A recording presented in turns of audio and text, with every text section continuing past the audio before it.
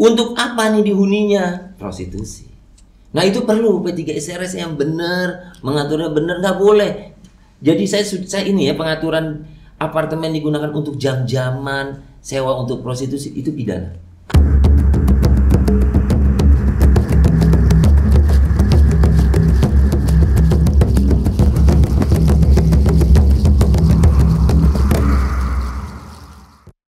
Keterbatasan tanah pada kota-kota besar mengakibatkan pembangunan dialihkan secara vertikal. Sudah bersama saya Bapak Dr. Muhammad Ilham Hermawan SHMH, merupakan dosen Fakultas Hukum Universitas Pancasila. Selamat siang Bapak. Selamat siang. Kayaknya pembahasan kali ini tentang pengelolaan apartemen atau yang lebih dikenal dengan rumah susun nih Pak. Iya, rumah susun atau apartemen. Iya, oke. Sebenarnya tuh apartemen dengan rumah susun itu berbeda atau apa sama aja gitu Pak? Apartemen dan rumah susun sebenarnya secara normatif ya, kalau yang sesuai dengan peraturan perundang-undangan itu disebutnya rumah susun. Karena undang-undangnya disebut dengan undang-undang rumah susun. Tapi kalau untuk perkembangannya, karena kan memang dipasarkan dan dijual ya untuk kepentingan promosi, ya itu digunakan istilahnya apartemen. Ada juga sih istilah lainnya, misalnya kondominium. Memang di Undang-Undang Rusun itu dibedakan, ada rumah susun umum untuk masyarakat berpenghasilan rendah. Masyarakat berpenghasilan dia orang-orang yang gajinya kira-kira di bawah 7 juta ke bawah, rumah-rumah susun umum. Oke. Ada juga yang disebut dengan rumah susun komersial yang bentuknya itu lebih mewah lah. Nah ini yang suka disebut dengan apartemen. Kalau yang tadi cuma disebut rumah susun, dan yang beli pun harus masyarakat berpenghasilan rendah. Kalau yang rumah susun komersial, itu untuk kalangan umum, siapa saja yang membangunnya juga bisa pelaku pembangunan. Nah maka disebut dengan apartemen, biar lebih apa ya, secara marketing lebih bagus lah untuk dibedakan dengan rumah-rumah landed yang disebut apartemen gitu. Oke. Lalu bagaimana dengan pengaturannya nih Pak? Kayak pengaturan pembangunan dari apartemen atau rumah susun tersebut? Ya, walaupun namanya di secara marketing atau yang lainnya disebut dengan apartemen atau yang juga menyebut kondominium, mereka semuanya ya bangunan itulah, saya sebut aja mereka, kalau mereka kan orang ya. Bangunan itu tunduknya ke undang-undang rumah susun tadi. Sama mereka. Jadi ada ketentuan normatif yang diatur di dalam Undang-Undang Nomor 20 2011 tentang rumah susun. Sebenarnya dia menggantikan undang-undang yang lama ya, Undang-Undang tahun 85 kalau nggak salah, 85. Nah 85 ini dibentuk sebenarnya kita belum punya rumah susun pada saat itu. Ada konsep dari pemerintah untuk membangun rumah susun 1000 tower. Karena keperluan mendesak, akhirnya dibuat undang-undang itu, belum berpikir untuk sarana komersial. Ternyata kan muncul apartemen-apartemen yang bentuknya komersial, akhirnya diubahlah. Kelahir Undang-Undang Nomor 20 2011 yang mengatur juga tentang rumah susun umum komersial. PP-nya di PP 13 2021 baru keluar kemarin. 2000 berapa sekarang? 2023 ya. Iya. 3 tahun, sedangkan undang-undangnya 2011. Artinya nggak ada PP selama kurang lebih berapa, 11 ke 2021 itu 10 tahun. Ketentuan itu tidak punya peraturan pelaksanaan. Bisa Mbak bayangin itu ketika tidak ada peraturan pelaksananya, bagaimana kisruhnya di dalam masyarakat. Tapi syukur alhamdulillah 2021 kemarin keluar, disebut yang dinomorkan dengan PP 13 tahun 2021, 13 tapi bukan angka sial di situ ya. Oke. Agak ada perdebatan juga sih Pak tentang masalah yang di JIS ya, kalau nggak salah, Jakarta International Stadium itu kan banyak masyarakat yang akhirnya tuh jadi gimana? terkorbankan gitu loh untuk lahan rumahnya mereka gitu, dan mereka kan dijanjikan bahwa mereka akan dibangunkan rumah susun. Tapi ternyata di saat stadiumnya sudah jadi, ternyata banyak masyarakat yang malah luntang-lantung lah kasarannya di pinggir-pinggiran itu. Kalau ini kan berkaitan, kalau pembangunan lapangan JIS sebenarnya itu sih berkaitan dengan relokasi ya. Relokasi, jadi tidak berkaitan langsung dengan undang-undang rumah susun. Ya, dalam proses relokasi memang bisa dua masyarakat itu, bisa ditempatkan dalam landed house, ya rumah tapak, bisa juga ditempatkan di dalam rumah susun. Saya nggak begitu mengamati untuk masalah JIS bagaimana relokasinya. Tapi kalau kita telisik ya, misalnya di kampung akuarium, ya kampung sebelumnya kampung akuarium itu kan terjadi apa ya, dirusak atau dihancurkan bahasanya apa ya. Ya, kemudian akhirnya para rumahnya dirubuhkan, ya kemudian direlokasi. Nah, begitu direlokasi itu dibangunkan rumah susun. Nah, itu yang disebut dengan rumah susun umum. Sedangkan kalau kita lihat ya, saya sebut beberapa merek aja lah ya. Misalnya kalau kita lihat misalnya di Alam Sutra ada Brooklyn Apartemen, di Cepancoran ada Jasmine Apartemen, atau di beberapa tempat itu yang komersial, yang residennya, yang mewahnya. Ya memang bisa digunakan sebagai sarana relokasi karena keterbatasan tanah di Jakarta, dia relokasi menjadi ditempatkan di rumah susun ya. Dan biasanya ada 2 tipe nanti. Kalau rumah susunnya dibangun oleh pelaku pembangunan untuk masyarakat MBR tadi, maka dan tanahnya adalah tanah HGB, hak guna bangunan, atau tanahnya tanah privat yang kemudian dibangun rumah susun, uangnya juga bangun oleh pelaku pembangunan, maka nanti disebutnya rumah susun umum milik. Jadi bisa dibeli, bisa dibeli. Tapi kalau misalnya pemerintahan daerah seperti di beberapa tempat yang membangun adalah pemerintahan daerah dengan uangnya dari APBN, APBD lah kalau daerah, tanahnya tanah Pemda dibangun, itu kita sebut dengan rumah susun sewa, umum sewa. Jadi rumah susun itu ada 2 konsep, ada yang dapat dimiliki, ada yang bisa dapat disewa, tergantung konsep pembangunannya. Kalau untuk yang dimiliki itu berarti ada surat SHM-nya gitu nggak? Oh iya, kalau yang dimiliki itulah yang perlu hati-hatian. Karena kalau yang dimiliki itu nanti kan dimiliki misalnya Mbak membeli, saya membeli, itu yang harus kehati-hatian. Karena rumah susun umum milik, apalagi miliknya bukan milik umum. Kalau milik umum itu untuk MBR. Ini miliknya yang komersial. Nah, kan kita bisa membeli, nanti terbit sertifikat. Yang sering jadi masalah sekarang, masalahnya itu salah satunya ya, kita sudah membeli, ya, tapi sudah 5 tahun, 7 tahun gitu ya, unit sudah diserahkan di kita, tapi ternyata sertifikat kepemilikan atas satuan rumah susunnya atau yang sering disebut SHM sarusunnya nggak juga muncul, ya, nggak juga keluar. Ini masalahnya, itu yang sering jadi masalah. Tapi saya perlu pertegas ya, walaupun kita memiliki SHM itu atas satuan unitnya, tanahnya tetap hak guna bangunan.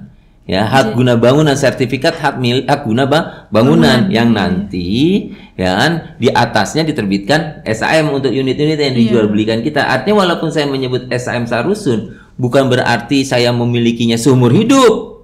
Beda, kalau landed saya beli, saya miliki seumur hidup. Saya wariskan ke anak cucu saya. Tapi kalau SHM dia bergantung kepada alasnya. Karena alasnya adalah guna bangunan, dia punya waktu. Ya, kalau tidak salah 30-30-20 ya. Jadi sekitar 80 tahunan ya bisa kita tempati. Setelah itu ya selesai. SHM-nya nggak lagi, kan diperpanjang karena guna bangunan. Sudah habis masanya. Masanya kembali.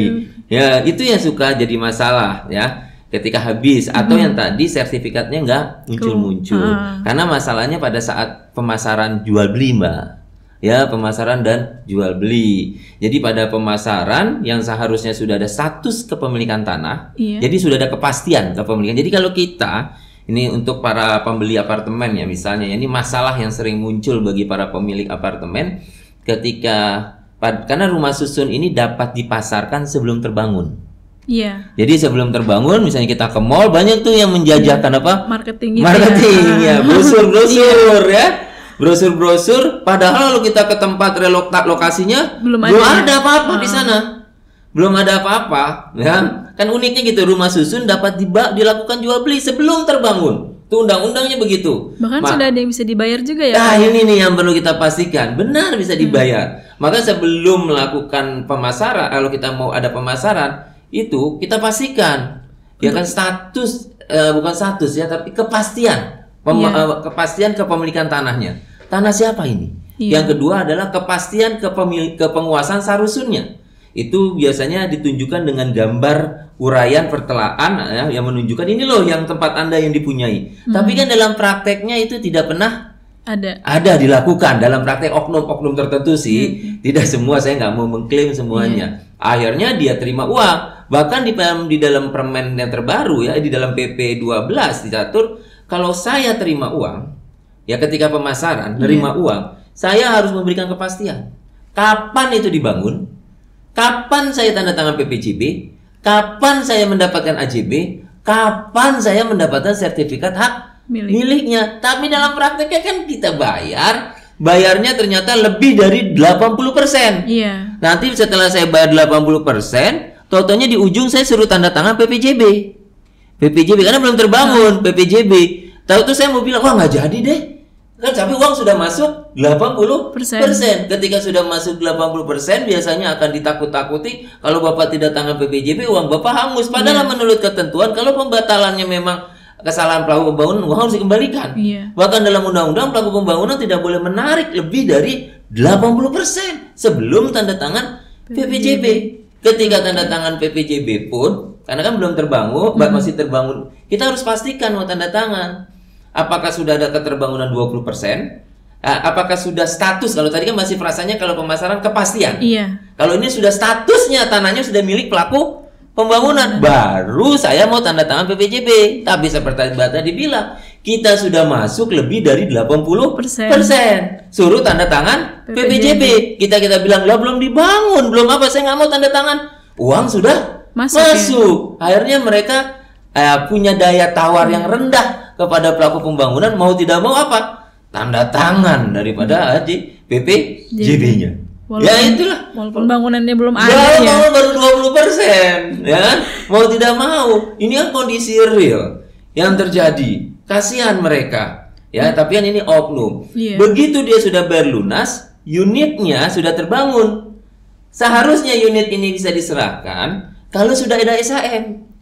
Karena di dalam PP 13 dicantumkan serah terima unit itu bisa dilakukan kalau sudah ada SLF, sertifikat itu bangunannya sudah terbangun dan layak fungsi, dan sudah terbit sertifikat hak milik atas satuan rumah susunnya. Tapi dalam prakteknya ya, belum ada diserahkan. Tujuannya apa sih diserahkan?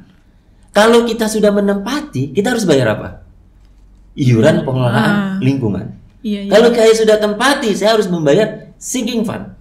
Artinya kan pelaku pembangunan ingin buru-buru serahkan, tapi di sisi lain dokumennya belum ada. Supaya dia apa? Membayar IPL. IPL bayarnya kemana sih? Ke pelaku pembangunan untuk sementara. Akhirnya kan menjadi suatu permasalahan. Ya mulai dari pemasaran sudah bermasalah, tanpa jual beli masalah, timbul lagi ketika dia tempati. Wah, itu problemnya kepada mereka. Berarti sama kayak kasus yang sempat viral ya waktu beberapa tahun lalu. Oh iya, pernah viral. Karawang itu ya. Iya, yang dia misalnya, ya itu masalah pembentukan. Ya kemarin juga terakhir, saya nggak menyebut dalam tanda petik demo, tidak lah ya.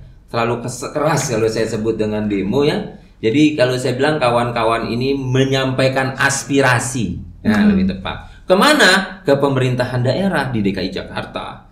Kenapa? Salah satu problemnya SHM seharusnya lama terbit, Mbak. Bayangkan SHM-nya 7 tahun tidak terbit-terbit. 7 tahun. Uang sudah masuk. Uang sudah masuk, udah lunas bahkan. Mbak bayangkan kalau uang itu sudah bayar, sudah lunas, belum ada AJB, belum ada SHM, secara hukum unit itu belum menjadi milik dia. Suatu saat ternyata perusahaannya pailit. Apakah unit itu punya saya? Bukan. Kan secara hukum belum ada levering kalau kita bilang orang hukum. Peralihan haknya belum terjadi. Maka timbul permasalahan unit itu ya masuk kemana? Bukan milik saya, nggak ada ganti kerugian, hilang saya. Itu kalau pailit, kita japi jangan sampai terjadi kepailitan. Itu sertifikatnya lama. Yang kedua itu problem yang paling besar. Jadi karena rumah susun ini memiliki konsep kepemilikan bersama, ada benda bersama, tanah bersama, bagian bersama. Jadi kalau Mbak sama saya membeli apartemen atau rumah susun, yang unit-unit itu kepemilikan Mbak sama kepemilikan saya. Pemilikan pribadi. Tapi di samping situ ada kolam renang, parkiran dan lain-lain yang kita miliki secara bersama-sama. Maka dalam rumah susun itu ada konsep kepemilikan bersamanya. Nah, konsep kepemilikan bersamanya ini perlu dirawat atau tidak? Perlu dirawat. Ya gitu ya logikanya ya. Karena kan kita pakai bersama. Kita iuran. Nah, menurut undang-undang yang mengelola iuran tersebut adalah kita bersama. Karena kita bersama nggak mungkin berkumpul, nggak mungkin terus-terusan bersama-sama. Kita tunjuk beberapa orang untuk mengelola. Kita sebut perhimpunan pemilik penghuni satuan rumah susun. Dialah yang mempunyai kewajiban. Tapi dalam prakteknya, perhimpunan pemilik penghuni ini tidak mau dibentuk oleh oknum pelaku pembangunan.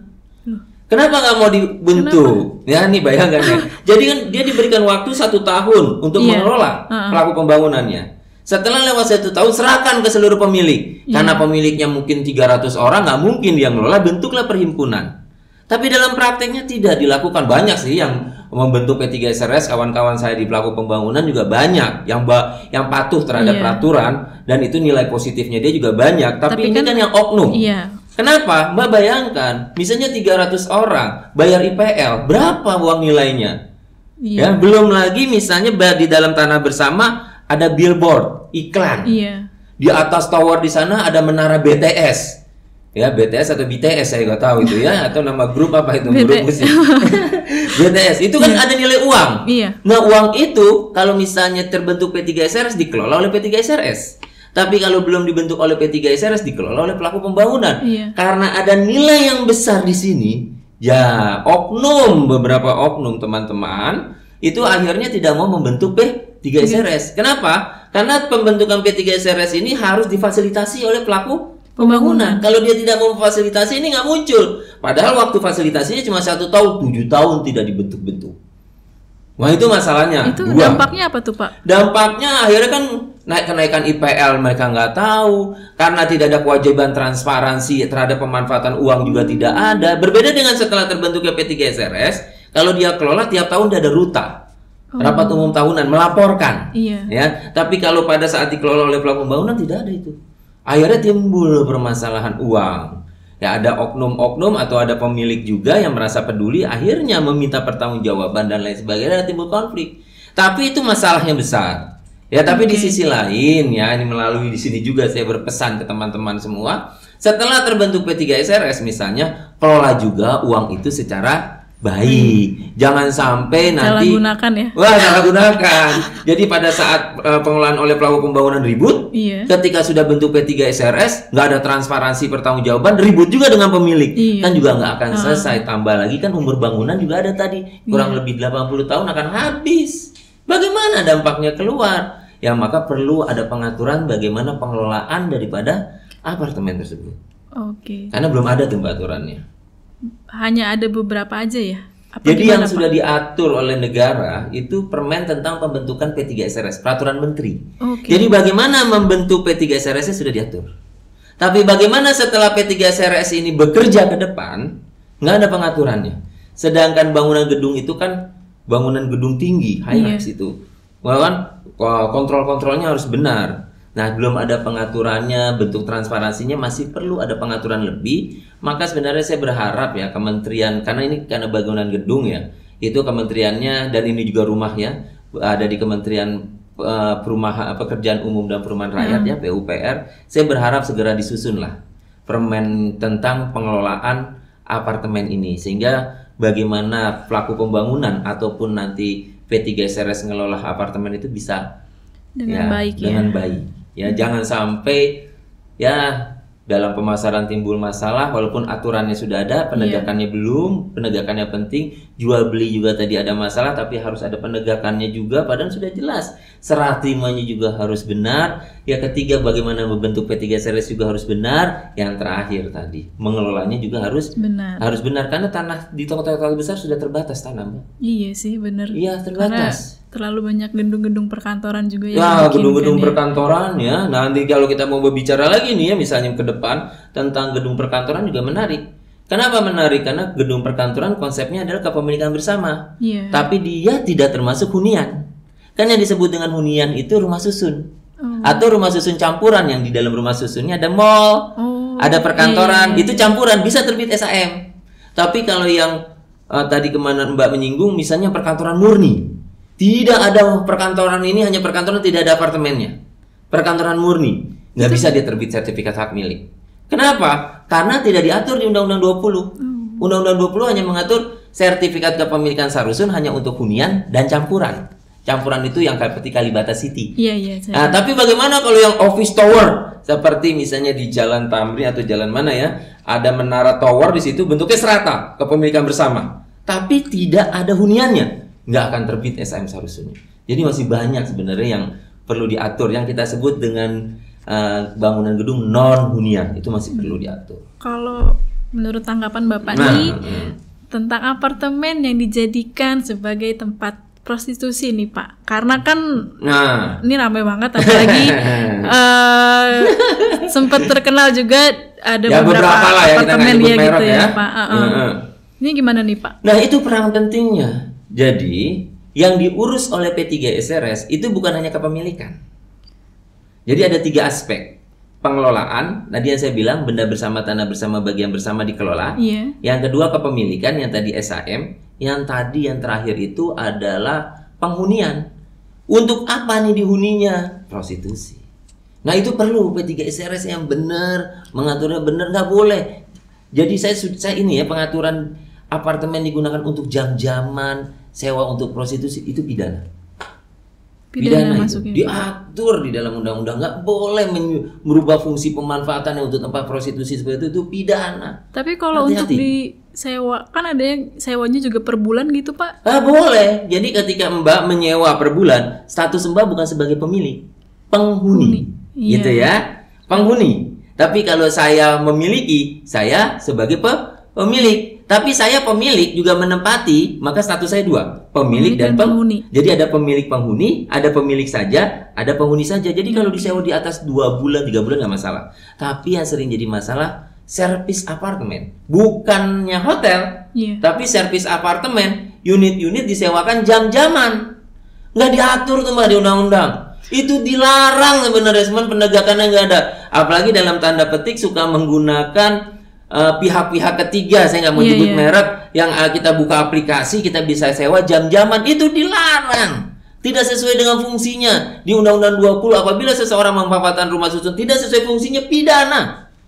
Iya, itu berbahaya. Beda ketika Mbak bangun sudah diperuntukkan untuk hotel, kita nyebutnya kondotel, boleh itu, karena memang bangunan itu sudah diperuntukkan secara konstruksi buat hotel. Tapi ini apartemen nggak laku, akhirnya disewa jam-jaman, pidana itu.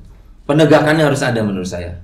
Maka kepolisian, kejaksaan sebenarnya harus paham juga tentang Undang-Undang Rumah Susun. Sayangnya Undang-Undang Rumah Susun tidak punya konsep penyidik pegawai negeri sipil atau kita sebutnya PPNS, nggak ada. Dan polisi terus harus diedukasi, itu pidana kalau saya sih. Nggak ada itu sewa-sewa jam-jaman. Kalau saya jadi konsultan atau diminta memberikan pendapat di satu apartemen, selalu saya tegas, yang namanya penggunaan hotel untuk kepentingan penggunaan apartemen untuk jam-jaman, ya artinya atau harian, itu nggak boleh. Hanya boleh melahirkan konsep kepemilikan, itu pun penghunian, itu pun sewanya harus dengan perjanjian, dan perjanjiannya itu pun harus didaftarkan ke P3SRS. Karena yang namanya apartemen, filosofinya itu rumah untuk kita bertempat tinggal. Bukan investasi sebenarnya. Bolehlah investasi dan rumah, tapi jangan dijadikan wilayah komersial semata. Ya kan, kalau mau memang di sebelahnya bangun hotel. Betul. Ya kan, jangan kemudian ini nggak laku atau beli banyak dijadiin jam-jaman, harian-harian, rusak. Kesian anak-anak kecil. Ya, kemudian kita berenang di tempat fasilitas umum, begitu anak kita turun ternyata ada yang berenang. Orang-orang yang tidak kita kenal menggunakan pakaian atau apapun dalam tanda petik yang kurang pantas, padahal itu sebagai tempat tinggal. Sebagai hunian. Ini sebagai hunian. Penegakannya yang saya belum gitu ya. Penegakannya menurut saya. Tapi kalau undang-undang jelas nggak boleh sebenarnya. Karena filosofinya buat kita bertempat tinggal. Tanah jarang dibangun ke atas buat kita bertempat tinggal. Tapi budaya kita bertempat tinggal di apartemen kan juga belum. Aspek hukum kan juga ada budaya hukumnya. Harus kita pikirkan juga. Jangan sampai kita masuk ke ruang apartemen, rumah susun, kita taruh sendal dan bekas makan kita di depan apartemen, di lorong. Itu lorong emang ini kamar hotel ya, naruh di depan. Ini kan milik bersama. Atau Anda naruh tempat sepatu, rak sepatu di depan lorong, itu nggak boleh. Kecuali di dalam itu. Di dalam kepemilikan Anda individual. Okay. Nah itu budaya itu yang perlu. Untuk Mbak ingatkan, sekali lagi saya suka sering saya ya menyatakan itu. Oke. Baik Bapak, mungkin ada closing statement dari pembicaraan kita hari ini tentang apakah mungkin penanganannya, pengelolaan dari apartemen, rumah susun untuk oknum-oknum yang di luar sana masih memanfaatkan keadaan dari customernya mungkin atau bagaimana? Kalau saya sih lebih berpikir yang pertama langkah edukasi ya untuk para pembeli apartemen. Jadi ketika pembeli apartemen mungkin peran pemerintah atau perguruan tinggi memberikan edukasi kepada mereka. Ada hak dan kewajiban mereka. Jadi sekitar dia membeli, dia tahu apa yang menjadi haknya dan apa, sehingga ya tidak ada orang yang memanfaatkan ketidaktahuan mereka. Itu ya. Soalnya kalau kita berteriak-teriak penegakannya juga sulit. Mungkin dengan cara edukasi seperti negara-negara lain kan kita sering banyak, atau ada flyer atau ada media iklan dalam beli apartemen pastikan sudah ada ini, ada kita belum pernah lihat itu di TV ataupun di media atau dimanapun. Itu harus dilakukan. Ya campaign itu ya harus dilakukan sehingga nanti para pemilik dapat terlindungi. Itu aja sih kalau saya.